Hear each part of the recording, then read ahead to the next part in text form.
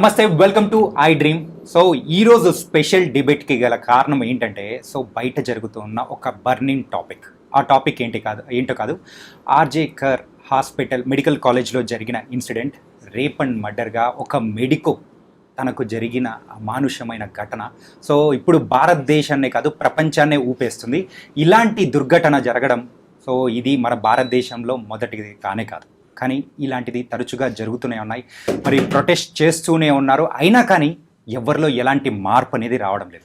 కానీ ఈ టాపిక్ మీద ఈరోజు మనతో మాట్లాడడానికి సో డాక్టర్ భరద్వాజ్ గారు అండ్ వారితో పాటు కూడా ఉమెన్ యాక్టివిస్ట్ సంధ్య గారు కూడా ఇక్కడ ఉన్నారు. వారితో పాటు మరి ప్రముఖ లాయర్ పూజారి నాగేశ్వరరావు గారు కూడా ఉన్నారు. మరి వారిని అడిగి తెలుసుకుందాం, ఇలాంటి సంఘటనలు ఎందుకు జరుగుతున్నాయి, జరగడానికి గల కారణం ఏంటి, అండ్ మెయిన్గా ఈ ఇన్సిడెంట్ గురించి మెడికల్ టెర్మినాలజీలో సో ఆ అమ్మాయికి జరిగిన దారుణమైన స్థితి ఎందుకు ఇలా వచ్చింది, మరి ఇలా జరగడానికి గల కారణం ఏంటి అనేది కూడా డాక్టర్ భరద్వాజ్ గారితో మొదలు పెడదాం. సో అందరికీ నమస్తే. సో సార్ నమస్తే సార్. యా, డాక్టర్ భరద్వాజ్ గారు, ఫస్ట్ ఏంటంటే అక్కడ మెడికోకి జరిగిన ఇలాంటి ఇన్సిడెంట్ మాత్రం నిజంగా అసలు ఎవ్వరు తలుచుకున్నా కానీ ఖచ్చితంగా ఒక గుండెల్లో ఆ బాధ అనేది కూడా వస్తుంది, ఆ గొంతులో వణుకు అనేది కూడా వస్తుంది. ఆ అమ్మాయిని అంత దారుణంగా చేయాల్సిన అవసరం ఎందుకు వచ్చింది, అసలు ఆ అమ్మాయికి జరిగిన ఇన్సిడెంట్ గురించి ఫస్ట్ మీతో మొదలు పెడదాం. రైట్. సో బేసిక్గా ఏం జరిగింది అంటే, మళ్ళీ మనకు పోస్ట్ మార్టం రిపోర్ట్స్ ఇవన్నీ బయటికి రాలేదు, కానీ ఎక్స్పర్ట్స్ చూసిన తర్వాత కొన్ని పాయింట్స్ లిస్ట్ చేశారనమాట. ఏంటంటే కళ్ళు పొడిచారని, అదేవిధంగా హయాయిడ్ బోన్ అంటాం అనమాట. సో కార్టిలేజ్ ఉంటుంది మనకు థైరాయిడ్ గ్లాండ్ దగ్గర, సో దాన్ని క్రష్ చేశారని, ఆ తర్వాత పెల్విక్ గర్డిల్ బ్రేక్ చేశారని, సో చాలా చేతులు కాళ్ళు విరిగిపోవడము. సో ఇది చాలా సెక్షువల్ అసాల్ట్ అంటాం అనమాట, highest degree of sexual assault. So next question మీరు అడిగింది ఏంటంటే ఎందుకు చేస్తారు, సో ఎందుకు ఇలా చేస్తారంటే, మనం కంప్లీట్గా సైంటిఫిక్గా ఆలోచించినప్పుడు ఏంటంటే ఒక పర్సనాలిటీ ట్రైట్ ఉంటుంది అనమాట. దాన్ని ఏమంటారంటే డార్క్ ట్రయాడ్ అంటారు. సో ఈ డార్క్ ట్రయాడ్ అంటే ఏంటంటే it's a combination of 3 different personalities. ఒకటి మ్యాక్యువాలిజం అంటాం, నార్సిసిజం అంటాం, ఇంకోటి సైకోపతి అంటాం. సో మ్యాక్యువాలిజం అంటే ఏంటంటే ఈ పర్సనాలిటీ ట్రైట్లో పీపుల్ ఎలా ఉంటారంటే, మేమే గొప్పవాళ్ళు, నాకంటే గొప్పవాడు ఎవడూ లేడు, ఇది ఒక పర్సనాలిటీ ట్రైట్ అనమాట. నార్సిసిజం అంటే ఏంటంటే వీళ్ళు ఏం చేస్తారంటే వాళ్ళ ప్రయోజనాల కోసం పక్కన వాళ్ళని ఏ విధంగానూ యూజ్ చేసుకుంటారు, మ్యానిపులేట్ చేస్తారు. ఇంకోటి డేంజరస్ దీనికంటే ఏంటంటే సైకోపతి అంటాం. సైకోపతి అంటే ల్యాక్ ఆఫ్ ఎంపతి, అంటే ఎదుటి వాళ్ళ సఫరింగ్కి దే విల్ నాట్ రియాక్ట్ అనమాట. సో ఏదైతే మన హ్యూమన్ డిఎన్ఏలో ఉండాలో అది వాళ్ళకు ఉండదు. సో ఈ 3 పర్సనాలిటీస్ని కలిసిందే డార్క్ ట్రయాడ్ అంటాం అనమాట. సో ఈ డార్క్ ట్రయాడ్ వాళ్ళు ఎలా ఉంటారంటే మేమే గొప్ప వాళ్ళు అనుకుంటారు. అదేవిధంగా పక్కన వాళ్ళ సఫరింగ్కి వీళ్ళకి ఎంత సఫర్ అయినా కూడా వాళ్ళని ఇంకా సఫర్ చేయాలని చూస్తారు తప్పితే వాళ్ళకి ఎటువంటి సింపతి కానీ ఎంపతి అనేది ఉండదు. వీళ్ళ స్వప్రయోజనాల కోసం ఏమన్నా చేస్తారన్నమాట, అంటే పక్కన వాళ్ళని మ్యానిపులేట్ చేస్తారు. ఈ 3 కలిసిందే మనం డార్క్ ట్రయాడ్ అంటాం. ఇది హ్యూమన్ బీయింగ్స్లో 3% ఆఫ్ ది హ్యూమన్ బీయింగ్స్లో చూస్తాం. సో ఏ ఫీల్డ్ అన్నా తీసుకుని, డాక్టర్స్లో కూడా 3% ఆఫ్ ది పీపుల్ వీళ్ళు ఉంటారు, లాయర్స్లో ఉంటారు, ఏ ఫీల్డ్ తీసుకున్నా ఉంటారు. సో ఏదైతే ఈ 3% మంది చేస్తారో, సో ఆ పర్సనాలిటీ ట్రైట్లోనే వాళ్ళకి ఆ ప్రాబ్లం ఉంటుంది. ఆన్ టాప్ ఆఫ్ ఇట్ ఇది మెయిన్ రీజన్ అనమాట. హ్యూమన్ ఎందుకు ఇలా బిహేవ్ చేస్తా అంటే సైంటిఫిక్గా ఇది రీజన్ అనమాట, దాన్ని డార్క్ ట్రయాడ్ అంటారు. అండ్ సంధ్య గారు, మెయిన్గా అయితే ఈ టాపిక్ అనేది కూడా మనం తీసుకోవడానికి గల కారణం, సో ఇలాంటివి తరచూ జరుగుతూనే ఉన్నాయి, కానీ మన 78 ఏళ్ల స్వాతంత్ర భారతదేశంలో సో చిన్న పిల్లల దగ్గర నుంచి పెద్దవాళ్ళ వరకు ఎవరికి ఆ రక్షణ అనేది లేకుండా పోతుంది. అండ్ ఇలాంటి ఇన్సిడెంట్ అనేది మీరు విన్న తర్వాత మీకు అనిపించిన అంటే మీరు ఏమనుకున్నారు, సో దీని గురించి మీరేం చెప్పాలనుకుంటున్నారు? ఈ ఘటనే చాలా అమానుషమైన ఘటన, అందరూ సందేహం అక్కర్లేదు. అయితే దీంట్లో అనేక అంశాలు మాట్లాడాలి. ఒక వ్యక్తికి ఉండేటువంటి బలహీనత కానీ, లేదా వ్యక్తికి ఉండేటువంటి బిహేవియరల్ ప్రాబ్లమ్స్ ఉంటాయి, కానీ దానికి సామాజిక అంశాలు కూడా తోడవుతాయి. ఇదే బిహేవియర్ వేరే దేశంలో ఉన్న వాడికి ఆ దేశంలో ఉన్న సాంస్కృతిక విలువలు, అంటే cultural ideology, cultural mind set డిఫరెంట్గా ఉండొచ్చు. స్టేర్ చేస్తే తప్పు, ఒక మనిషి మీద పవర్ ఎక్సర్సైజ్ చేయకూడదు, ఒక మనిషి మీద హింస చేయకూడదు అనే స్పృహ ఉన్న చోట, ఆ స్పృహ ఆ సమాజంలో గట్టిగా ఉన్న చోట, స్పష్టంగా కొంచెం ఆ పర్స్పెక్టివ్, ఆ దృక్పథం ఉన్న చోట వాడికి ఆ బిహేవియర్ ఉన్నా అది సబ్సైడ్ అయ్యే అవకాశం ఉంది. ఇప్పుడు టెంప్ట్ అయితే అంటారు, బట్టలు సరిగేసుకోలే టెంప్ట్, ఇంకోటి టెంప్ట్ అంటే మన పక్కింట్లో గుమగుమలాడుతూ బిర్యానీ వండుకుంటే మనకి ఎంత తినాలన్నా పోయి మనం నియంత్రణ దాటి మనం టెంప్ట్ అవుతామేమో, అంటే తినాలనిపిస్తున్నా కానీ పోయి పక్కింట్లో ఉన్న బిర్యానీ గుంజుకొచ్చుకొని తినం. షాపులో పోతున్నా మనకి నచ్చినది టెంప్ట్ చేసే డ్రెస్ కనపడుతుంది, ఇంకోటి కనపడుతుంది, మనం ఎఫోర్డ్ చేయలేనప్పుడు పోయి గుంజుకొచ్చుకొని తీసుకో. మరి ఆడవాళ్ళు అంత తేలికగా ఉన్నారా? నువ్వు టెంప్ట్ అయ్యామో లేదా కోరిక కలిగింది పడిపోయినా అంటే అది కుదరదు. ఆ కల్చరల్ ఐడియాలజీలోనే ఉన్న బేసిక్ ప్రాబ్లమ్ని కూడా మనం అడ్రస్ చేయాలి. అంటే అవైలబుల్గా ఆడవాళ్ళు ఉన్నప్పుడు దాన్ని యూజ్ చేసుకోవచ్చు. ఒంటరిగా ఉందా, నిస్సహాయంగా ఉందా, చుట్టూ ఎవరు లేరా, పిల్లలా, లేకపోతే అమాయకత్వమా, ఇట్లాంటి ఎన్నో ఫ్యాక్టర్స్ కూడా పనిచేస్తాయి. సామాజికంగా ఉండే అంశాన్ని కూడా మనం కొట్టిపారేయలేము. అట్లాగే ఇప్పుడు ఈ ఘటనలో కూడా అది చాలా బ్రూటల్గా జరిగింది. దాంట్లో అనేక అంశాలు వినిపిస్తున్నాయి. ఒకటి, అక్కడ సెక్షువల్ హెరాస్మెంట్స్ కంటిన్యూగా జరుగుతున్నాయి. నైట్ డ్యూటీ చేసే పిల్లలకి, అమ్మాయిలకి, మెడికోస్కి భద్రత లేదు అని చర్చ బాగా జరిగింది. దాని మీద వాయిస్ చేసిన వాళ్ళలో ఈ అమ్మాయి ఇవాళ అభయగా మనం పిలుస్తున్నాం, మా మీడియా కానీ పోలీస్ కానీ పెట్టిన పేరు. ఆ అభయ వాయిస్ రేస్ చేసింది, గతంలో రిటర్న్ కంప్లైంట్స్ ఇచ్చింది. దాని మీద చాలా ఇష్యూస్ అమ్మాయి అక్కడ ప్రశ్నించింది. కాబట్టి ఒక కారణం మనకు కనిపిస్తుంది ఏంటంటే సెక్షువల్ అసాల్ట్కి సంబంధించిన ఇష్యూస్ కానీ, హెరాస్మెంట్ ఇష్యూస్ కానీ, ఇంకా కొన్ని అవకతవకలు, వాటి మీద ఆమె వాయిస్ రేస్ చేసింది. కాబట్టి కక్షతో చేశారు అనే అభిప్రాయం ఒకటి ఏర్పడుతుంది. ఇప్పుడు ఎండ్ ఆఫ్ ద డే ఏం చేయాలనుకున్నారు? అమ్మాయి 2:30కి భోజనం చేసి వెళ్ళింది. అది సెమినార్ హాల్, ఒక చిన్న మ్యాట్రిక్స్ ఉంది, ఫ్యాను, ఏసీ అలాంటివి ఉన్నాయి. తనకి డ్యూటీ మళ్ళీ గ్యాప్ ఉంది కాబట్టి రెస్ట్ తీసుకోవాలని వెళ్ళింది. అప్పటికే 36 hours కంటిన్యూస్ గా వర్క్ చేసింది. కాబట్టి ఈ అంశము అంటే ఒక అత్యుత్తమ గౌరవం కలిగిన ప్రొఫెషన్ ఇది. డాక్టర్లు అంటే భద్రత ఉంటుంది అనుకుంటాం హాస్పిటళ్లలో నైట్ డ్యూటీ చేసే డాక్టర్లకి. కానీ ఆ ప్రభుత్వ ఆసుపత్రిలో కనీసం ఆ పీజీ డాక్టర్లకి లేదా నైట్ డ్యూటీ చేసే డాక్టర్లకి రెస్ట్ రూమ్స్ కూడా లేకపోవడం. అది రెస్ట్ రూమ్ కాదు, అమ్మాయి పడుకుంది. పైపెచ్చి అక్కడ సీసీ కెమెరాలు లేవు. అంటే ఎవరో తెలిసిన వాళ్ళు, సీసీ కెమెరాలు కూడా లేవు అని తెలిసిన వాళ్ళు, అమ్మాయి అంతకుముందు కూడా పడుకుని ఉండొచ్చు 1-2 సార్లు. తెలిసిన వాళ్ళు, అవగాహన ఉన్న వాళ్ళే ఆ అసాల్ట్ చేశారు. ఇకపోతే 2:30కి వెళ్ళింది, 3:30 మధ్య జరిగిన 1 hour లోపల జరిగితే 3:45 లోపల ముగిసింది ఆ హింసాకాండ. 4 o'clock వెళ్ళిన ఒక వ్యక్తిని తీసుకొచ్చి, సరే అతని హిస్టరీ బాగాలేదు, 3 పెళ్ళిళ్ళు 4 పెళ్ళిళ్ళు చేసుకున్నాడు, అందులో ఒక అమ్మాయి చనిపోయింది, ఇట్లాంటివి ఎన్నో ఉన్నాయి. సరే అతను ఒక 12,000 జీతం పొందే అతను అక్కడ అంత పవర్ ఎక్సర్సైజ్ చేయడం, ఎక్స్ట్రాడినరీగా అధికారాలని అనుభవించడం, ఇదంతా ఒక ఇష్యూ. అతనుకున్న బ్లూటూత్ ఇయర్ ఫోన్స్ అక్కడ దొరికినాయి. వెళ్ళేటప్పుడు అతను కనపడ్డాయి, తిరిగి అతను బ్యాక్ వెళ్ళేటప్పుడు లేవు.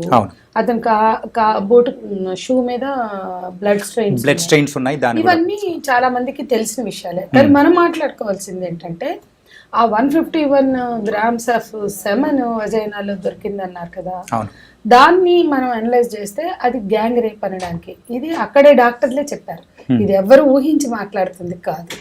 పోస్ట్ మార్టంలో పాల్గొన్న టీమ్ ఆఫ్ ద డాక్టర్ ఇది చాలా ఆయన తట్టుకోలేక ఇక్కడ ఎవరు బయట పెట్టారు అంటే, ఇక్కడ దీదీ ప్రభుత్వం ఏదైతే తృణమూల్ కాంగ్రెస్ ఒక మహిళ, సిగ్గుపడాలి ఒక మహిళ, ఆమె ముఖ్యమంత్రి 4 సార్లు అక్కడ ముఖ్యమంత్రి, ఆమె ఒక ప్రభుత్వ ఆసుపత్రి నిర్వహణను పట్టించుకోలేదు అనడానికి ఇది ఒక ఉదాహరణ. అయితే భద్రత లేదు, రూమ్స్ లేవు, ఇవన్నీ ఒక ఇష్యూ. కానీ ముందు సూయిసైడ్ అని చెప్పారు. బుర్రున్నోళ్ళు, బుద్ధున్నోళ్ళు ఎవరైనా సూయిసైడ్ అని చెప్తారా? ఆ తల్లిదండ్రులకి సూయిసైడ్ అని చెప్పి పిలిపించారు. ఇక్కడ కుట్ర ఉంది అంటున్నా. ఆ పాప బాడీ చూసిన, అమ్మాయి డాక్టర్, జూనియర్ డాక్టర్ బాడీ చూసిన ఎవ్వడికి పీపుల్ లైక్ మనలాంటి మామూలు వాళ్ళకు కూడా అది ఆత్మహత్య అనిపించింది. అంటే దీని గురించి కూడా మనం ఇంకా మాట్లాడుకుందాం. అంటే నేనేమంటున్నా అంటే ఎవరికైనా అది ఆత్మహత్యగా కనిపించదండి, కానీ ఆత్మహత్యగా ఎందుకు చెప్పారు అంటే ఏదో ఫ్యాక్ట్స్ ని డివైడ్ చేయాలనుకున్నారు, పక్కదో పట్టించాలనుకున్నారు మీడియానైనా అందరినీ. రెండవది తమ కొలీగ్ పైన జరిగిన దారుణ హింసను తట్టుకోలేక పోస్ట్ మార్టం డాక్టర్లు బయటకు వచ్చి ఇది ఆత్మహత్య కాదు, హత్య, గ్యాంగ్ రేప్ అని వాళ్ళు మాట్లాడారు. ముందు డాక్టర్స్ కమ్యూనిటీ మాట్లాడారు, ఒక ఫ్రెటర్నల్ కమ్యూనిటీ మాట్లాడాక బయటకు వచ్చింది ఇష్యూ. తల్లిదండ్రులు కూడా ఆత్మహత్య అనే అభిప్రాయంతో ఉన్నారు. కాబట్టి హాస్పిటల్ మేనేజ్మెంట్ ఎవరైతే ఉన్నారో వాళ్ళు హషప్ చేయాలనుకుంటున్నారు, వాస్తవాల్ని కప్పిపుచ్చాలని చూస్తున్నారు, ఏదో మసిపూసి మారేడుకాయ చేయడానికి. తప్పు జరిగింది, నేరం జరిగింది, అది క్రూరమైన నేరం. మహిళల భద్రతని ఎజెండా మీదకి తెచ్చుకొచ్చి భారతదేశ మొత్తం ప్రజలందరికీ కూడా ఇవాళ నిరసన వెల్లువెత్తుతున్నాయంటే మహిళల భద్రత వర్క్ ప్లేస్లో కావచ్చు, బయట కావచ్చు. ఈ రోజుకి బహిరంగ ప్రదేశాల్లో మహిళల భద్రత మన ఎజెండాలో లేదు. 77 ఏళ్ల స్వతంత్రం ముగిసింది, కానీ women safety at public place ఇంకా రాలా మనకి. నో యాక్ట్, నో అది జనరల్గా ఉన్నాయి, కానీ వర్క్ ప్లేస్లో యాక్ట్ ఉంది, కానీ అది కూడా అమలు చేయట్లేదు. కాబట్టి చాలా అంశాలు మనం మాట్లాడదాం, కానీ ఇది క్రూరమైన నేరాన్ని కప్పిపుచ్చే ప్రయత్నం చేయడానికి బాధ్యత వహించాలి అక్కడ. ఇవాళ ఆమె కూడా ఊరేగింపులు తీస్తుంది ముఖ్యమంత్రిగా, ఆమె కూడా న్యాయాన్ని డిమాండ్ చేస్తుంది. రాష్ట్ర ముఖ్యమంత్రి ఆమె న్యాయాన్ని ఎన్ష్యూర్ చేయాలి, కానీ ఆమె న్యాయాన్ని డిమాండ్ చేయడం కాదు. ఇక రెండవది, మొత్తంగా కూడా ఇవాళ దేశంలో నిరసనలు వెల్లువెత్తిన సందర్భంలో అయినా దాని మీద నిష్పక్షపాత విచారణ జరిపించాలి. 2 విచారణలు జరిపాలి. సిబిఐకి వాళ్ళు ఇచ్చారు ఆల్రెడీ అక్కడ ప్రభుత్వం. సిట్టింగ్ జడ్జితో కూడా, బెంగాల్ హైకోర్టు సిట్టింగ్ జడ్జితో కూడా చేయించమని మేము అడుగుతున్నాం. కొన్నిసార్లు 2 విచారణలు జరిగినప్పుడు వాస్తవాలు నిగుదేలినటువంటి అనుభవాలు గతంలో మనకు ఉన్నాయి. నిర్భయాలు కూడా చేశారంట. కాబట్టి ఖచ్చితమైన సమగ్ర విచారణ జరగాలి. ఆ కుటుంబానికి నష్టపరిహారం చెల్లించాలి. ఆ కుటుంబాన్ని పక్కదోవ పట్టించినందుకు బాధ్యత వహించాలి. ఆ ప్రిన్సిపాల్ దీనికి అన్నిటికీ బాధ్యుడు. ఎందుకంటే మొత్తం ఈ కుక్డప్ స్టోరీస్ వెనక అతనే ఉన్నాడు. ఇష్టం వచ్చిన కథనాలు వినిపించి వెల్లువెత్తాక ఆఖరికి ఆమె బాడీ చూసిన డాక్టర్లు తట్టుకోలేక వాళ్ళు తిరగబడితే రాజీనామా చేశాడు. అటువంటి వాడిని పక్కన లూప్ లైన్లో పెట్టకుండా తీసుకుపోయి అంతకన్నా ఎక్కువ పేమెంట్ ఇచ్చి ఇంకో హాస్పిటల్లో పెట్టారంటే ఏంటంత తొందర? అంటే ఏం చేయదలుచుకున్నారు? ఏం మెసేజ్ ఇవ్వదలుచుకున్నారు? వినేష్ పోగట్ నా మీద లైంగిక వేధింపులు జరిగినాయి అంటే ఒక మెసేజ్ ఇవ్వరు. బ్రిజ్భూషణ్ అరెస్ట్ చేసి లైంగిక వేధింపులు సహించాం అని బీజేపీ ఒక మెసేజ్ ఇవ్వదు. పోయిన సంవత్సరం 2 ఏళ్ళు వాళ్ళని రోడ్ల మీద తొక్కి, బూట్కాలతో తొక్కి లైంగిక వేధింపులు పట్ల సిగ్గుపడే పాలకులు లేనంత వరకు, ప్రజలకు అవగాహన కల్పించినంత వరకు, లైంగిక నేరాలు చేసే హక్కు ఎవరికి లేదురా అని చెప్పడానికి పాలకులు సిద్ధం కావాలి. క్యాంపెయిన్ వాళ్ళ బాధ్యత. దాన్ని నేను చాలా స్పష్టంగా చట్టాలు ఎట్లున్నాయో కూడా మేము చెప్తాం, ఆయన చెప్తారు. కాబట్టి పాలకులకు చిత్తశుద్ధి లేని చోట, స్త్రీలని లైంగిక అవయవాల కుప్పగా చూసే చోట అసలు ఎవరు ప్రశ్నించినా, లేకపోతే రాజకీయమైన ఇష్యూస్ అని ఉండొచ్చు, లేదా ఆమె అవైలబుల్గా కనపడచ్చు, లైంగిక దాడి వాళ్ళకి కలిసి వచ్చిన అవకాశం అనుకుంటారు, లేదా లైంగిక దాడి నేరం కాదనుకుంటారు. స్త్రీలను ఇంకా లైంగిక దృష్టితో చూస్తూ ఈ దేశంలో స్త్రీలు ఇంత అభద్రత బతకడానికి, భారతదేశంలో స్త్రీలకు భద్రత లేదు అని ప్రపంచమంతా గుర్తిస్తున్న చోట సిగ్గుపడడం ముందు చేయాలి. పాలకులకు సిగ్గుపడితే ఇప్పుడు రాజకీయాలు చేయరాడా? ఇది తృణములు కాదు, బీజేపీ కాదు, కాంగ్రెస్ కాదు, రాజకీయాలకి ఈ సమయం కాదు. మహిళల భద్రత పట్ల నిజాయితీగా ఆలోచించవలసిన సమయం. మరి నాగేశ్వరరావు గారు, మరి ఈ టాపిక్ అయితే నిజంగా చాలా బర్నింగ్ కూడా ఉంది. ఏంటంటే మరి అంటే బ్లూటూత్ ఎవరిదైతే దొరికిందో, సో సివిల్ వాలంటీర్గా ఉన్న సంజయ్ రాయ్, సో తనైతే ఏం పర్లేదు నన్ను ఎవరైనా తీయండి అని చెప్పేసి ఇంత అంటే ధైర్యంగా చెప్పేస్తూ ఉన్నాడు. సో అంటే అది చెప్తున్నాడంటే ఒక 6 నెలల్లో బెయిల్ ఏదో ఒకటి తీసుకొని బయటికి పంపించేస్తారని చెప్పేసి అంత ధైర్యంగా అని అంటున్నాడా, లేకపోతే కాపాడే వాళ్ళు తన వెనకలు ఉన్నారని చెప్పేసి దీని వెనకాల అనుకోవచ్చా? ప్రధానంగా ఈ కేసు గురించి చెప్పినప్పుడు ఏంటంటే దీంట్లో కాపాడే అవకాశాలు అయితే ఏమాత్రం ఉండవు. ఎందుకంటే ఇది భారతదేశ చరిత్రలోనే అత్యంత దయనీయమైన క్రూరమైన చర్య ఇది. కాబట్టి దీంట్లో బెయిల్ కూడా అంత తొందరగా ఏం రాదు. కాకపోతే ఏంటంటే అందరికీ ఇంతకుముందు మేడం గారు చెప్పినట్టు ఏంటంటే భారతదేశంలో చట్టాలన్నిటి మీద చాలామందికి అవగాహన లేదు. ఫస్ట్ ఆఫ్ ఆల్ ఓకే, మహిళల సంరక్షణ కోసం చాలా చట్టాలు ఉన్నాయి. ఎందుకంటే వాళ్ళని ఎంపవర్మెంట్ కోసం కావచ్చు, వాళ్ళ సేఫ్టీ కావచ్చు. ఇప్పుడు ప్రాక్టికల్గా వస్తే ఏంటంటే మనకు డొమెస్టిక్ వైలెన్స్ అనే ఒక చట్టం ఉంది. ఆ చట్టం మీద ఎవ్వరికి కూడా, చదువుకున్న వ్యక్తులకు కానీ చదువురాని వ్యక్తులకు కానీ, మహిళలకు నాకు తెలిసి ఒక 60% of the people does not know that act. Okay, వాళ్ళకి అది ఎక్కడుంటుంది, దాని మెకానిజం ఏంది, ఇంట్లో ఎవరైనా ఇబ్బంది పెడితే ఒక ఇంట్లో ఉన్న ఆడపిల్లల కోసం రక్షణ కోసం పెట్టిన చట్టం అది. అంటే ఇంట్లో ఇతర కుటుంబ సభ్యుల ద్వారా మనకి ఏమైనా ఇబ్బంది ఎదురైతే దానిపైన మనం కంప్లైంట్ ఇవ్వచ్చు. సో దాని మీద కూడా, దాని మెకానిజం మీద కూడా ఎవరికి అవగాహన లేదు. కనీసం ఎక్కడ కంప్లైంట్ ఇవ్వాలి, లేకపోతే ఎక్కడికి వెళ్ళాలి, దాని నుంచి ప్రయోజనాలు ఎట్లా పొందాలని. అట్లనే ఇప్పుడు మనకు sexual harassment at work place అని ఉమెన్స్ కోసం సపరేట్ చట్టం ఉంది. ఓకే, ఇప్పుడు ఆ చట్టం మీద నేను కొన్ని సందర్భాలలో పెద్ద పెద్ద కంపెనీలు అంటే మల్టీనేషనల్ కంపెనీలకు సెమినార్లకు కానీ లేకపోతే మనం ఎడ్యుకేషన్ కానీ పోయినప్పుడు ఏమవుతుందంటే వాళ్ళకి ఆ చట్టం ఉన్న విషయం కూడా తెలియదు చాలా మందికి. అవును, మీరు అన్నట్టు అవగాహన అనేది కూడా లేకుండా. 97 లో సుప్రీంకోర్టు గైడ్ లైన్స్ ఇచ్చింది. 2005 లో తెచ్చారు ఆ చట్టాన్ని. ప్రొటెక్షన్ ఫ్రమ్ సెక్షువల్ హెరాస్మెంట్ 2013 లో వచ్చింది. 2005 డొమెస్టిక్ వైలెన్స్ 2013 లో వచ్చింది. 13 లో వచ్చింది చెప్తున్నా. ఎందుకంటే అటు డ్రాఫ్ట్ లో కూడా మేము ఉన్నాం. ఈ దేశంలో 18 ఏళ్ళు ఇందిరాగాంధీ ప్రధానిగా ఉన్నా ఇవాళ మాట్లాడుతున్న ఏ రాజకీయ నాయకుల వల్ల చట్టాలు రాలేదు. రేప్ లాస్ వచ్చినాయంటే మన హైదరాబాద్లో రమీజాబీ కస్టోడియల్ రేప్, తర్వాత మధుర, గుంటాబెన్ మధ్యప్రదేశ్, మహారాష్ట్ర, ఈ 3 రేప్ కేసెస్ తర్వాత భారతదేశ మహిళా ఉద్యమాలు రేప్ లాస్ని అమెండ్మెంట్ కోసం పెద్ద పోరాటం చేస్తే రేప్ లాస్ వచ్చినాయి. డివి యాక్ట్, ఇందిరా జైసింగ్ కావచ్చు, ఆ పోస్ట్ బీజింగ్ కాన్ఫరెన్స్గా మహిళలపై డొమెస్టిక్ వైలెన్స్ కానీ ఈ సెక్షువల్ హెరాస్మెంట్ 2 ఒకేసారి బీజింగ్ డిక్లరేషన్లో ఉన్నాయి. నేను కూడా ఉన్నా అందులో. దాని తర్వాత పోస్ట్ బీజింగ్ చట్టాలు, ఒకటి ఉమెన్ రిజర్వేషన్, ఒకటి సెక్షువల్ హెరాస్మెంట్, ఒకటి డొమెస్టిక్ వైలెన్స్. ఈ 3 డ్రాఫ్ట్లు 96లోనే అయిపోయినాయి. 96లో ఉమెన్ రిజర్వేషన్ పెట్టారు, 97 నుంచి ఇవి అయిపోయినాయి. బట్ ఎన్డీఏ గవర్నమెంట్ బుట్ట దాఖలు చేస్తే మళ్ళీ యూపీఏ గవర్నమెంట్ వచ్చాక 2004లో డివి యాక్ట్ ముందు కదిలి 2005లో అడాప్ట్ అయ్యి 2006 నుంచి ఇంప్లిమెంట్ అయింది. బట్ సెక్షువల్ హెరాస్మెంట్కి వచ్చి 2013 నిర్భయ చట్టం. ఈ చట్టం జస్ట్ 1 నెల 2 నెలల తేడాతో నిర్భయ ఇన్సిడెంట్ జరిగాక వచ్చినాయి. వీటి మీద ఎక్కడ చర్చ ఉండదు. వీటి ఇంప్లిమెంటేషన్ కానీ వాటి మెకానిజమ్స్ కానీ ఎవరికి పట్టదు. యాక్ట్ అనేది ఎంత ఫైట్ చేసామో ఆ డ్రాఫ్ట్స్లో మేము. అంటే ప్రధానంగా ఇంకో ప్రాబ్లం ఏంటంటే మన భారతదేశంలో ప్రధానంగా బీయింగ్ అడ్వకేట్ నేను గుర్తించేది ఏంటి అంటే ఒక సంఘటన జరిగినప్పుడు దాని కవరేజ్ కానీ దాని విస్తృతమైన చర్చలు కానీ జరుగుతున్నాయి కదా. అవును, ఇప్పుడు ఈ బెంగాల్ లాంటి ఇప్పుడు సంఘటన అనేది దేశవ్యాప్తంగా ప్రతిరోజు ఎక్కడొక్క జరుగుతూనే ఉంది. ప్రతిరోజు జరుగుతున్నది, ప్రతిరోజు.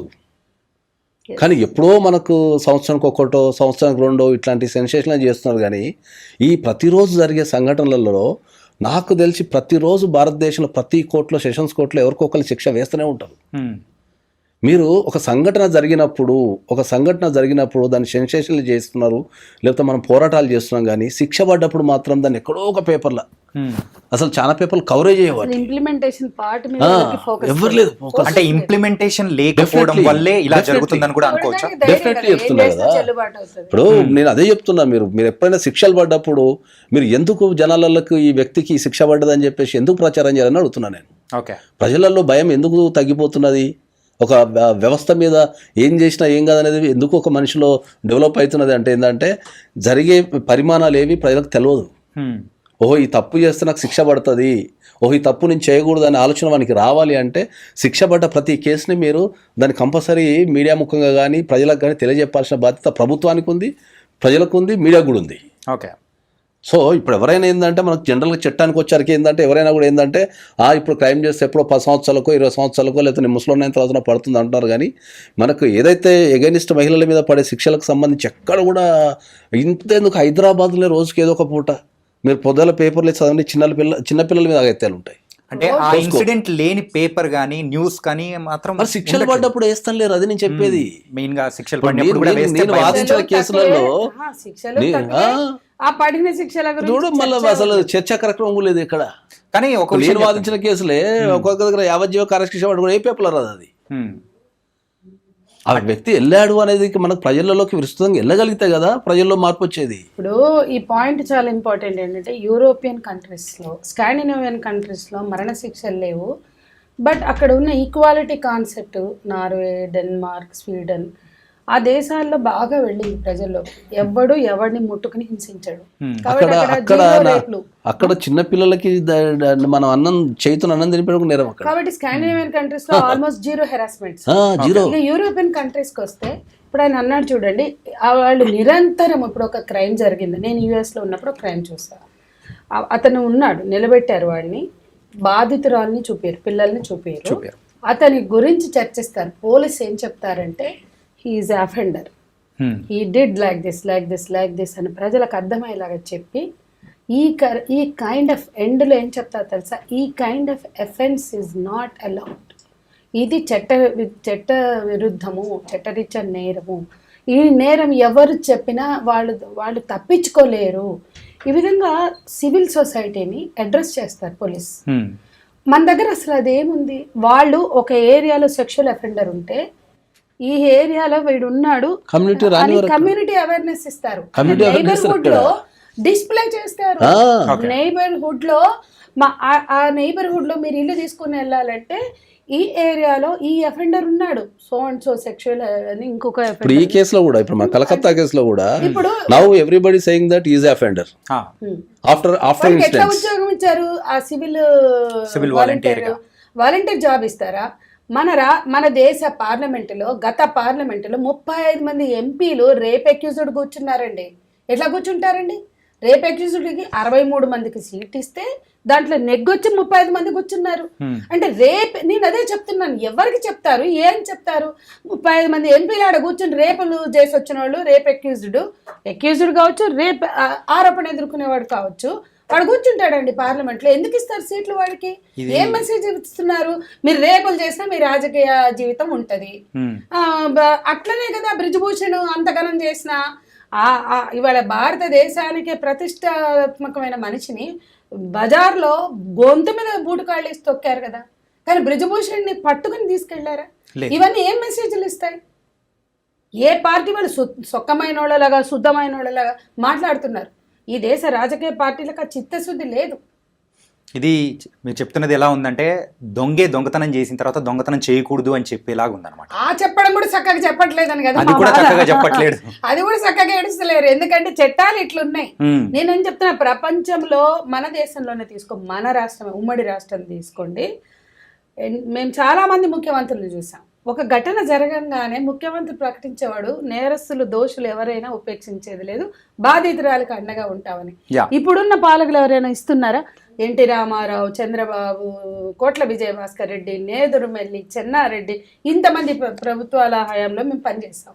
ఘటన జరిగితే మమ్మల్ని పిలిపించి మాట్లాడిన పాలకులను చూసాం. కానీ వాళ్ళ సెన్సిబిలిటీ లేదు, సెన్సిటివిటీ లేదు. Crime against women and children increase జరుగుతుంది. No one is bothered. అసలు ఒక పక్కన పోర్న్ కల్చర్, ఒక పక్కన మా సాంస్కృతికమైన దిగజారుడుతనం, ఆల్రెడీ మన బుర్రలో ఉన్న చెత్త, ఆడపిల్లల్ని లైంగిక వస్తువులుగా చూడడం, అమ్మాయిల్ని, మహిళల్ని, ముసలోళ్ళని, పిల్లల్ని సెక్షువల్ ఆబ్జెక్ట్స్గా చూడడం, ఇది మన మైండ్ ప్రాబ్లం. కాబట్టి ఆయన చెప్పిన బిహేవియరు ఈ సర్కమ్స్టాన్సెస్కి, ఈ పరిసరాలకి, లేదా ఇక్కడున్న సాంస్కృతికమైన ఆలోచన విధానానికి తోడైతే జరిగేది ఇదే.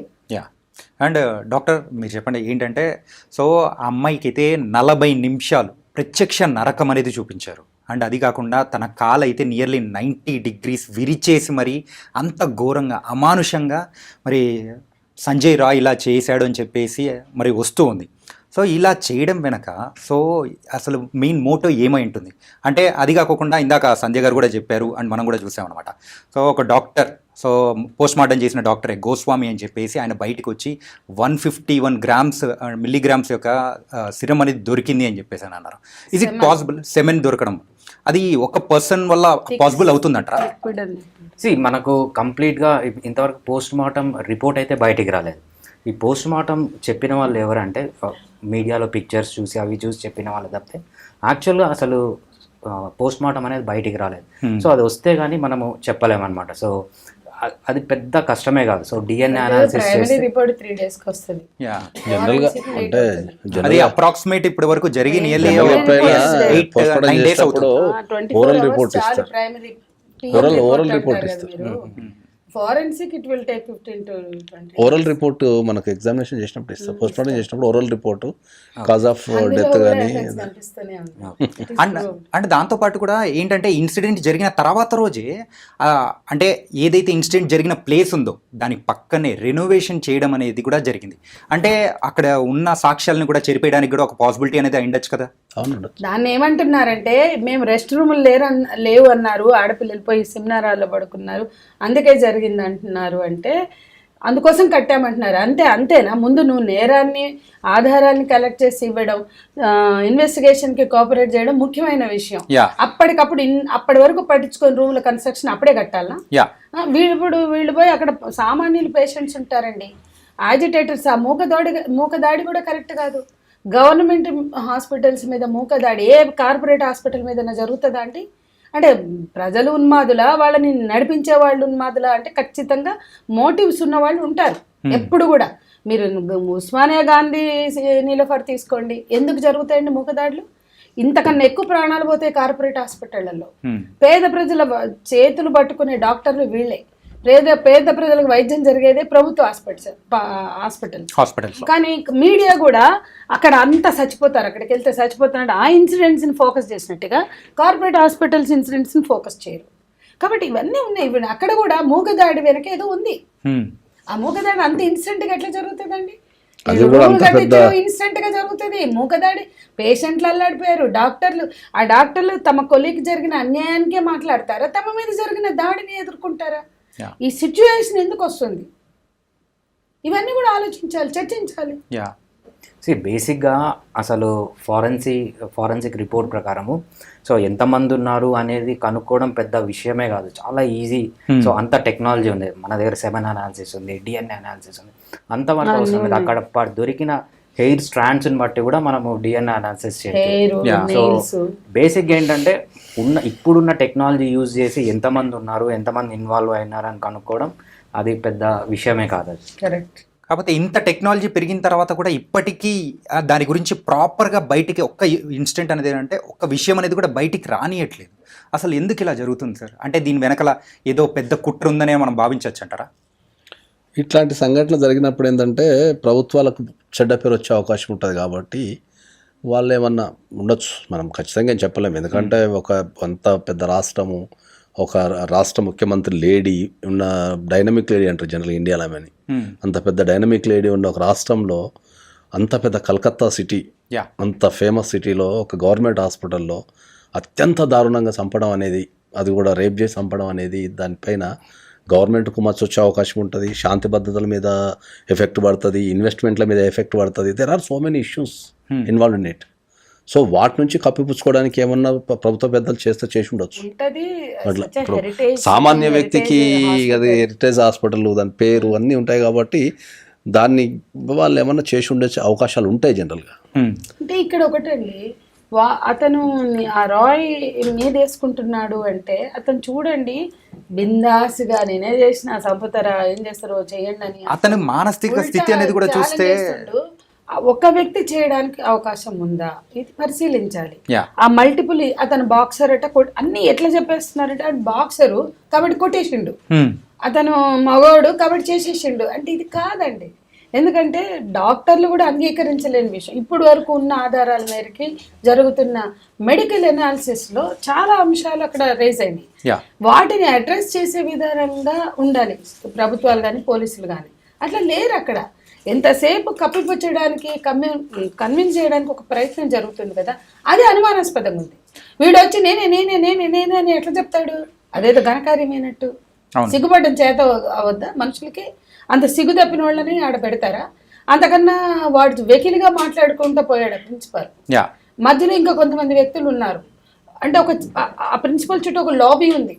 ఆ లాబీలో ఉన్న వ్యక్తులు ఆల్రెడీ చాలా ఇన్సెన్సిటివ్ యాటిట్యూడ్స్తో violation of human rights, violation of employees rights, violation of the colleagues, doctors రైట్స్లో వాళ్ళు పేరు పొందారు ఇప్పటికే. కాబట్టి ఆ లాబీ సంగతి ఏంటి?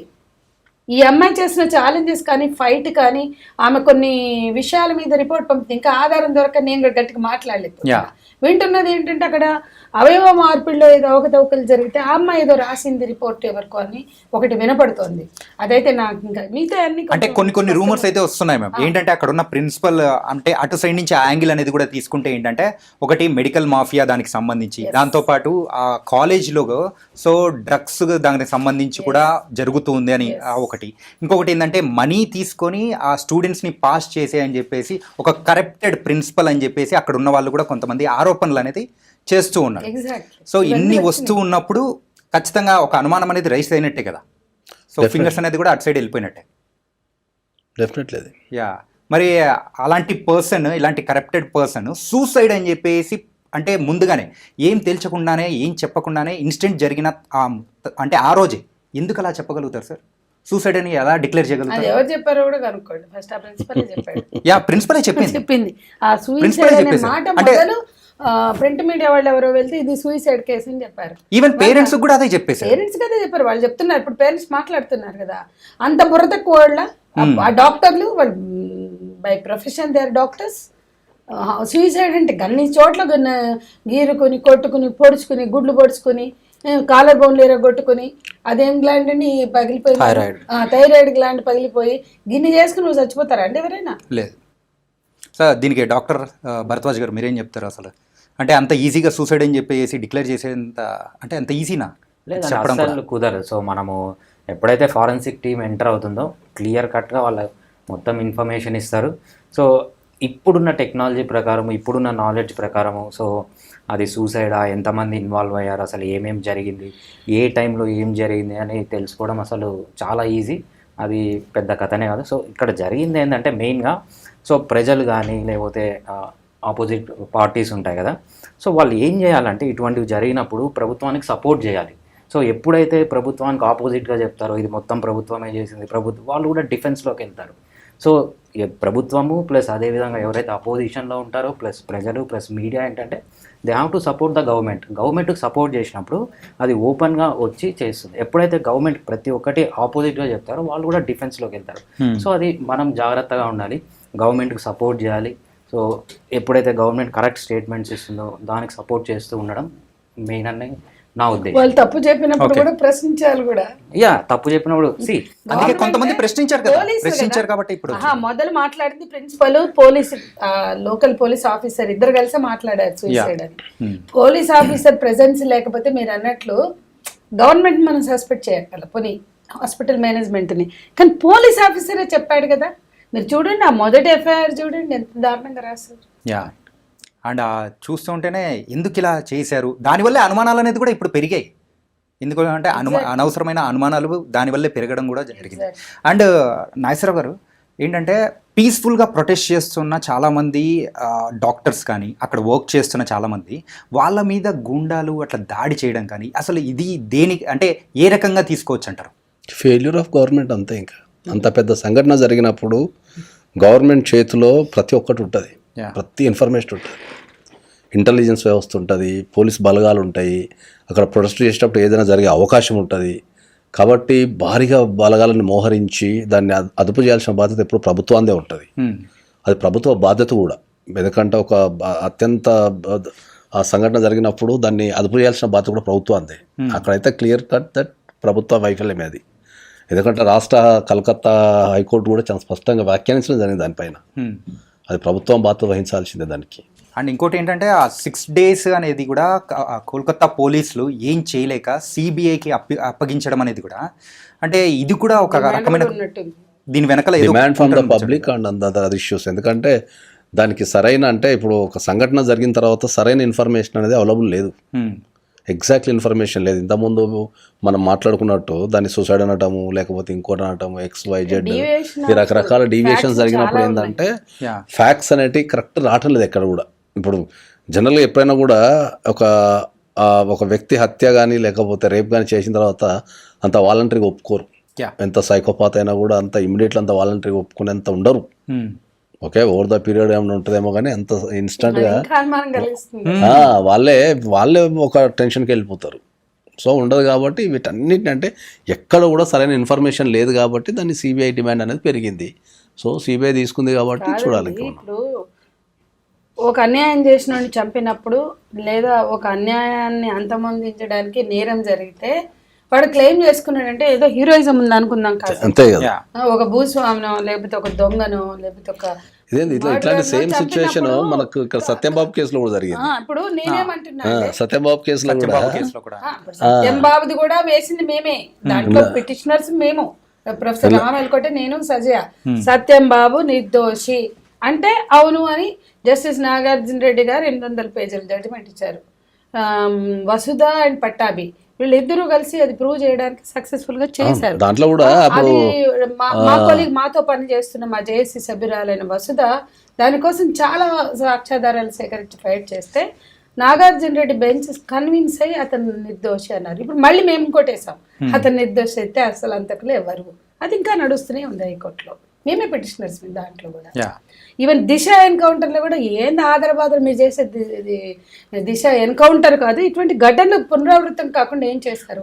ప్రెస్ మీట్ పెట్టి పోలీసులు ఏమంటారంటే ఇది 12వ ఇన్సిడెంట్ కాబట్టి, అంటే నువ్వు 11 జరిగే వరకు ఎందుకు కూర్చున్నావు, 12వ టర్న్ దిశ అయింది అంటే 11 నువ్వు మూసుకొని కూర్చోబట్టి కదా 12 దాకా వచ్చింది.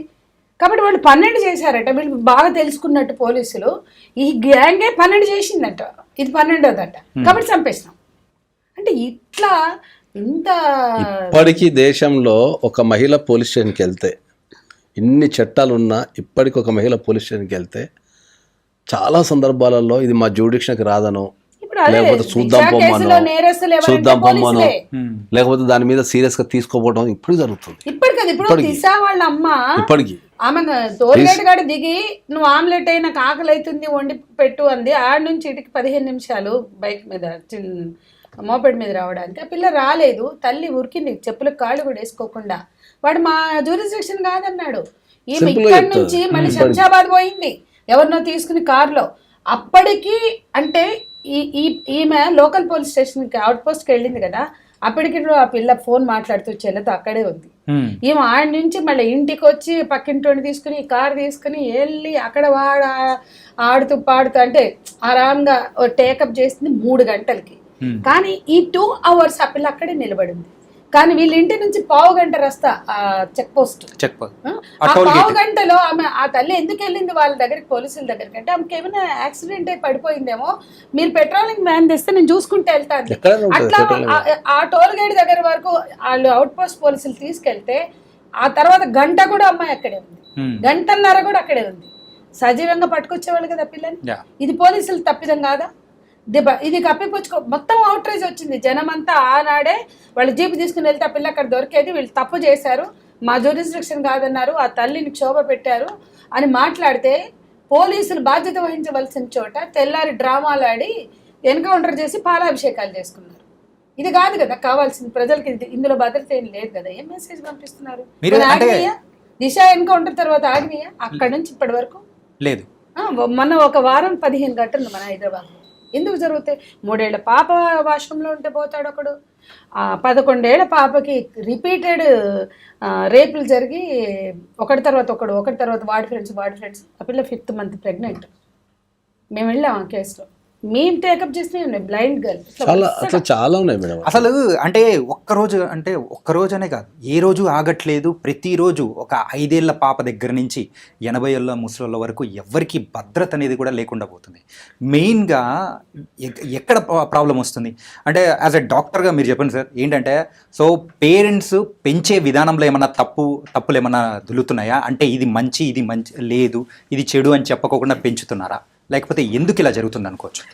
బేసిక్గా మనం ఇది తీసుకున్నప్పుడు ఏమవుతుందంటే, సో ఎప్పుడైతే ఇది జరుగుతుందో అందరు వస్తున్నారు, సో చాలామంది మాట్లాడుతున్నారు, కానీ కరెక్ట్గా చేయాల్సింది ఏంటంటే, సో చిన్న ఎగ్జాంపుల్ ఇస్తాను మీకు. సో ఏదైనా సెక్షువల్ యాక్టివిటీ దేని గురించి అన్నా మాట్లాడినప్పుడు మీడియా కానీ సినిమాలు కానీ ఎవరు ఎగ్జాంపుల్ తీసుకుంటారంటే ఓషో అనే అతని ఎగ్జాంపుల్ తీసుకుంటారు, లేకపోతే స్వామి నిత్యానంద ఎగ్జాంపుల్ తీసుకుంటారు. కానీ ఈ రేప్స్ పైన రీసెర్చ్ చేసి చిన్న సెక్షువల్ అసాల్ట్ అంటే సెక్షువల్ హరాస్మెంట్ అనేది ఇనిషియల్ స్టేజ్ అనుకోండి, సెక్షువల్ వాయిలెంట్ స్టేజ్లోకి వెళ్తాయి. దీని మధ్యలో చాలా ఉంటాయి, అంటే చాలా different modes of sexual harassment కానీ సెక్షువల్ అసాల్ట్ కానీ చాలా ఉంటాయి. సో వీటిపైన అంతా రీసెర్చ్ చేసిన సైంటిస్టులు చాలామంది ఉన్నారు. సో దీంట్లో టాప్ సైంటిస్ట్ వచ్చి మనకి యూఎస్లో ఉంటాడు, ఆయన పేరు డేవిడ్ బస్. సో ఎంతమందికి తెలుసు డేవిడ్ బస్ అనే అతను? సో ఆ డేవిడ్ బస్ అనే అతను జనరల్ పబ్లిక్ కోసం బుక్స్ రాశారు. సో దాన్ని యూకేలో పబ్లిష్ అయింది, యుఎస్లో పబ్లిష్ అయింది. సో ఆ బుక్ పేరు వచ్చి when men behave badly. So ఆ బుక్ అనేది చాలా మంచి బుక్. ఎంతమంది ఆ బుక్ చదివారు? సో ఒక మదర్ చదవచ్చు, ఒక ఫాదర్ చదవచ్చు, ఒక టీచర్ చదవచ్చు, ఒక ఇన్స్టిట్యూషన్లో ఉన్న హెడ్ చదవచ్చు. ఆ బుక్లో ఏముంటుందంటే డీటెయిల్ అనాలిసిస్ ఉంటుందంట, సైంటిఫిక్ ఆల్మోస్ట్ 30 years రీసెర్చ్ చేసి రాసిన బుక్ అనమాట. సో ఎలా పేరెంట్స్ ఎటువంటి జాగ్రత్తలు తీసుకోవాలి, ఇన్స్టిట్యూట్స్ ఎటువంటి జాగ్రత్తలు తీసుకోవాలి, ఫాదర్ ఎటువంటి జాగ్రత్తలు తీసుకోవాలి, మదర్. సో డీటెయిల్గా చిన్న సెక్షువల్ హరాస్మెంట్ నుంచి సీరియస్ వరకు ఎలా హ్యాండిల్ చేయాలని నీట్గా రాశారనమాట. సో ఇప్పుడు యూఎస్లో వాళ్ళు ఏం చేస్తున్నారంటే చాలా కాలేజెస్ కానీ ఆయన రాసిన బుక్స్ని ఇంప్లిమెంట్ చేస్తున్నారు.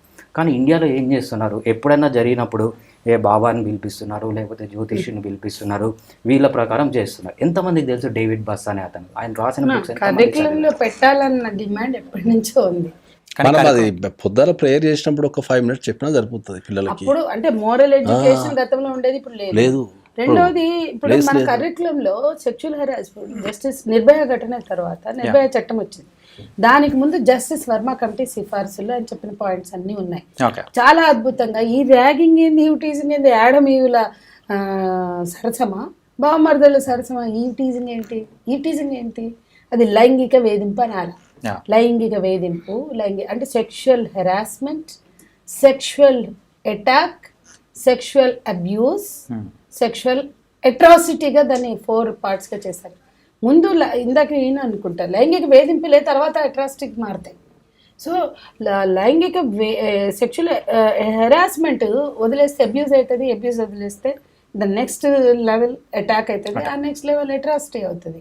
వాటిని చాలా స్పష్టంగా ప్రభుత్వ ఉద్యోగులు చేస్తే పెద్ద మామూలు వాళ్ళు చేసిన కన్నా తీవ్రమైన నేరం. ఆ తర్వాత పోలీస్ కానీ అంటే కంచె చేనం వేసినట్టుగా ప్రభుత్వ యంత్రాంగాల్లో రక్షణ కోసం పనిచేసే యంత్రాంగాలు ఉంటాయి. వాళ్ళు చేస్తే మరింత తీవ్రమైన నేరంగా ఉండాలని శిక్షలు కూడా ప్రతిపాదించాడు. టిల్ డెత్ కూడా మీరు లైఫ్ వేయాలంటాడు ఆయన. మరీ సివియారిటీ క్రైమ్ అంటే డెత్ వేయచ్చు అంటారు వర్మ కమిటీ సిఫార్సు.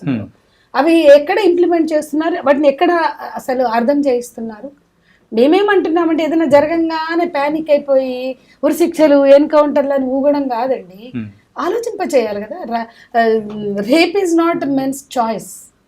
ఎక్కడున్నా ఉండని, ఎప్పుడన్నా ఉండని, ఎట్లన్నా ఉండని, అమాయకంగా ఉందా, ఒంటరిగా ఉందా, బట్టలు ఎక్కువ వేసుకుందా, తక్కువ ఉందా, అరే నువ్వెవడే బాయ్ నువ్వు చేయడానికి, don't touch her without her consent. అది చెప్పొచ్చు కదా. ఎన్ని మాట్లాడతారు ఉరిశిక్షలు ఎన్కౌంటర్లు, don't touch her without her consent అని చెప్పడానికి ఏం మాయరోగం అండి. ప్రభుత్వాలకి, పాలకులకి, సివిల్ సొసైటీకి ఆ నాలెడ్జ్ ఇవ్వడానికి మనకున్న ప్రాబ్లం ఏంటని అడుగుతున్నా. Minor don't touch her with consent also. So ఇలాంటిది ఎక్కడైనా స్టార్ట్ అవ్వాలంటే అది ప్రతి ఒక్కరి ఇంట్లో నుంచే స్టార్ట్ అవ్వాలి. తల్లిదండ్రులు కానీ ఎవరైనా కానీ వాళ్ళు చెప్పడం అనేది కూడా మొదలెట్టాలి. పిల్లలు మీరే కన్నారు, పోలియో చుక్కలు మీరు వేసుకోండి అని చెప్పకుండా ఉన్నారా గవర్నమెంట్ వాళ్ళు? అమితాబ్ బచ్చన్తో, ఆమీర్ ఖాన్తో 2 చుక్కలు వేసుకోండి, పోలియో పోగొట్టుకోండి, 2 బూందాలు పోలియో ఎరాడికేట్ కరోనా ఎందుకు చెప్తున్నారు? పులిరాజాకి ఎయిడ్స్ వస్తుందా అని దేశం అంతా అన్ని ప్రింట్ మీడియాలో ఒకే రోజు యాడ్ ఇచ్చినాయి. అన్ని ఎలక్ట్రానిక్ మీడియాలో అక్కడ doctor, engineer, dhobi, vegetable vendor, truck driver అందరు కూడా పులిరాజుకి ఎయిడ్స్ వస్తుందా, పులిరాజుకి ఎయిడ్స్ వస్తుందా అని ప్రశ్న. ఓ అమ్మ ఊదరగొట్టినారు. అన్ని భాషల్లో ఒకే రోజు వచ్చినాయి ఎలక్ట్రానిక్ యాడ్లు. అన్ని భాషలు, గుజరాతీ, బెంగాలీ, తెలుగు, మరాఠీ అన్ని దేశమంతా ఒకే రోజు పులిరాజాకి ఎయిడ్స్ వస్తుందా అనేది ప్రింట్ మీడియాలో వస్తుంది, ఎలక్ట్రానిక్ మీడియాలో వస్తుంది. 30 రోజులు క్యాంపెయిన్ నడిపారు. 30వ రోజు పులిరాజాకు ఎయిడ్స్ రాదు, కండోమ్ వాడతాడు కాబట్టి అని అన్ని భాషల్లో వస్తుంది.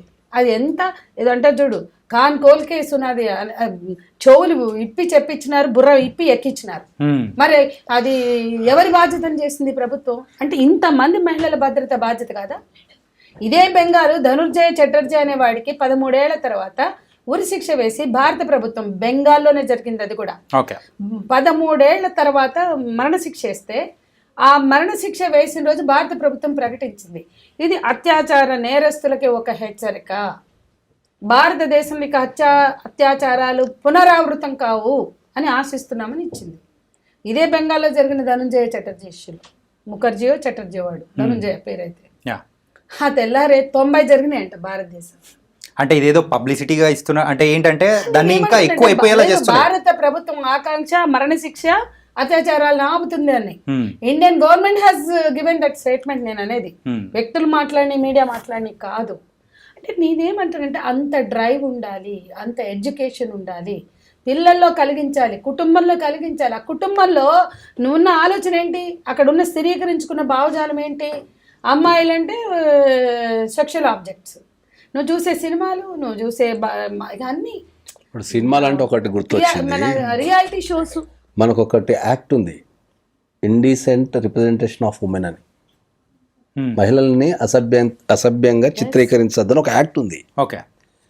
నా 15 సంవత్సరాల కెరియర్లో ఇప్పటిదాకా ఆ యాక్ట్ మీద ఒక్క కేసు లేదు, లేదు అవదు. ఒక్క కేసు లేదు. ఒక్క కేసు చూడలేదు. అన్ని సినిమాలు, జబర్దస్తులు, లేకపోతే రియాలిటీ షోస్ అంతా ఒక చెప్పాయి. అమ్మాయిని అసభ్యంగా చిత్రీకరించొద్దు, చూపించొద్దు అని చెప్పడానికి ఒక యాక్ట్ ఉంది దేశంలో. మరి సో ఇంతమంది హీరోయిన్లు కానీ, లేకపోతే దర్శకులు కానీ, లేకపోతే మీడియాకి కానీ అసలు ఆ యాక్ట్ ఉందనే విషయం కూడా తెలియదు తెలుసా?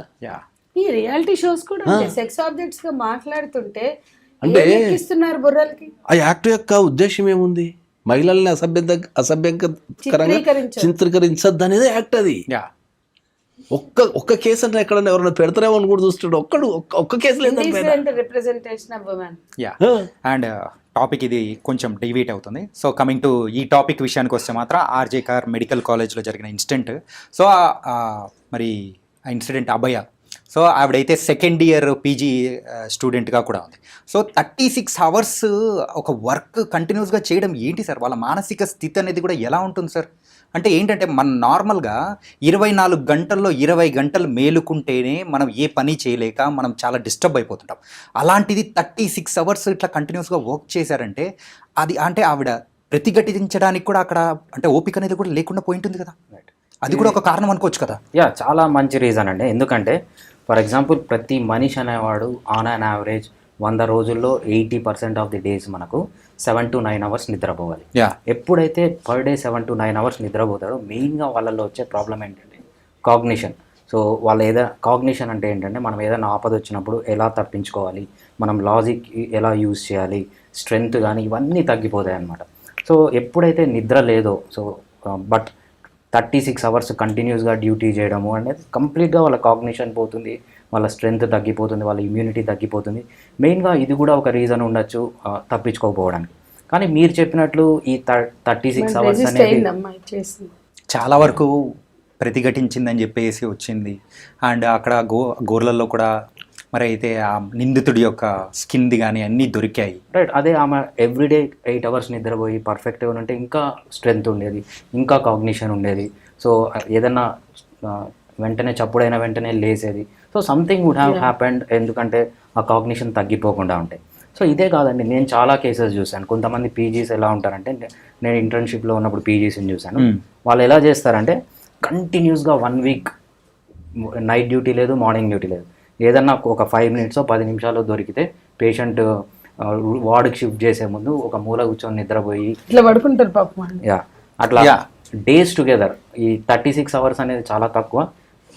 Weeks together 7 hours 7 days నిద్రపోని, 1 month నిద్రపోని పీజీస్ని కూడా నేను చాలా మందిని చూస్తాను అనమాట. ఓకే, మెయిన్గా దీనికి ఏమన్నా మార్పులు చేస్తే ఏమన్నా మంచిదంటారా? తప్పకుండా అండి. మనకు ఏదైతే వర్క్ కల్చర్ ఉందో, సో ప్రతి ఒక్కరూ కరెక్ట్ టైంకి నిద్రపోవాలి, కరెక్ట్ టైం నిద్ర లేయాలి, సో కాగ్నిషన్ పెరగాలి. సో అదేవిధంగా మెయిన్గా ఏంటంటే ఈ లాస్ ఎప్పుడైతే మనం చేస్తామో ఓన్లీ ఏ జాతకాలు చెప్పేవాడినో, ఒక లాయర్నో, మేడం లాంటి వాళ్ళనో పిలిచకుండా ఒక సైంటిస్ట్ని పిలవండి. ఒక రేప్ గురించి లేకపోతే ఒక సెక్షువల్ అసాల్ట్ గురించి రీసెర్చ్ చేసిన సైంటిస్ట్ని పిలిచి వాళ్ళ ఇది తీసుకొని లాస్ కన్నా చేస్తే మనము చాలా వరకు అవాయిడ్ చేయగలము. అండ్ ఒక 12 years బ్యాక్ నిర్భయ దుర్ఘటన అనేది మనం చూసాము, విన్నాము. సో అదెంత సెన్సేషనల్గా క్రియేట్ అయిందో ఇప్పుడు కూడా ఇది అంతే సెన్సేషనల్గా క్రియేట్ అయింది. సో మరి వేరే ఇంకొక సెన్సేషనల్ న్యూస్ వచ్చేటప్పుడు ఇది కూడా మరుగున పడే అవకాశాలు ఏమైనా ఉంటాయి నాగేశ్వరరావు గారు? భారతదేశంలో చట్టాల మీద అవగాహన కల్పించేంత కాలం కంపల్సరీ ఉంటుంది, ఇలాగే మరుగున పడిపోయే అవకాశాలు ఉంటాయి. అరుణా షాన్బగ్ అనే అమ్మాయిని ఒక వార్డ్ బాయ్ రేప్ ఇట్లాగే బ్రూటల్ రేప్ చేస్తే 32 years అమ్మాయి కోమాలో ఉందండి. బాంబేలో 1973లో జరిగింది. మెర్సీకి అవకాశం అడిగారు, ఆమెని కొలీగ్స్ డాక్టర్లు నర్సులే కాపాడుకున్నారు. 32 years కోమాలో ఉంది. అది ఎందుకు భారతదేశంలో ఒక పాఠ్యాంశంగా రాలేదు? నేను చెప్తాను. లైంగిక వేధింపులకు సంబంధించి దాన్ని ఒక పాఠ్యాంశంగా పెట్టి చెప్పాలి అనే సూచనలు ఆయా ప్రభుత్వాలకు ఇచ్చున్నాం గతంలో. మహిళా ఉద్యమాలు రేప్ లాస్ ఇంప్లిమెంటేషన్ మీద చాలా సూచనలు చేశాయండి. కానీ ఒక హత్రాస్లో జరిగితే వాళ్ళని రక్షించడానికే ప్రభుత్వం పూనుకుంది. అది కవర్ చేయడానికి వెళ్ళిన ఒక జర్నలిస్ట్ని జైల్లో పెట్టింది. అతని తర్వాత చనిపోయాడు హత్రాస్లో, యూపీలో. కతువాలో నేరస్తుల్ని అరెస్టు చేయొద్దు అని రోడ్ల మీదకి వచ్చి ర్యాలీలు తీశారు. ఆ పసిపిల్లని సెడేట్ చేసి 8 రోజులు రేప్ చేస్తే 8 ఏళ్ల పాపని కతువాలో, కాశ్మీర్లో అరెస్ట్ చేశారు తప్పక, రాష్ట్రం అంతా దేశమంతా ఉద్యమం వచ్చాక అరెస్ట్ చేసిన వాళ్ళని విడుదల చేయాలని అక్కడ ఉద్యమం జరిగింది. యూపీలో రేప్ అక్యూజ్డ్ని అంటే అత్యాచార నేరస్తుని విడుదల చేయాలని, విడుదలై వచ్చిన వాళ్ళకి సన్మానాలు. ఏం మెసేజ్లు ఇస్తున్నారండి నేను అడుగుతున్నా. అత్యాచార నేరస్తులకు సన్మానాలు చేస్తారా? బిల్కిస్ బానో నేరస్తులు అది అత్యాచారం అని మన చట్టాలే ఒప్పుకున్నాయి, మన కోర్టులే ఒప్పుకున్నాయి. మన కోర్టులు అనేక సంవత్సరాలు ట్రయల్స్ చేసి వాళ్ళు అత్యాచార నేరం చేశారు అని నిర్ధారించిన వాళ్ళు ఒప్పుకున్నారు. కానీ వాళ్ళకి శిక్ష తగ్గించమని ఎందుకు జరుగుతాయండి? ఉద్యమాలు ఎందుకు జరుగుతాయి? అత్యాచార నేరస్తులకు శిక్ష తగ్గించడానికి. మళ్ళీ వాళ్ళని బయటకు వచ్చాక వాళ్ళని ఎందుకు సన్మానాలు చేశారు? ఏం చెప్పదలుచుకున్నారు అంటే అదేదో స్వతంత్ర ఉద్యమంలో ఏదో చేసి వచ్చినట్టు.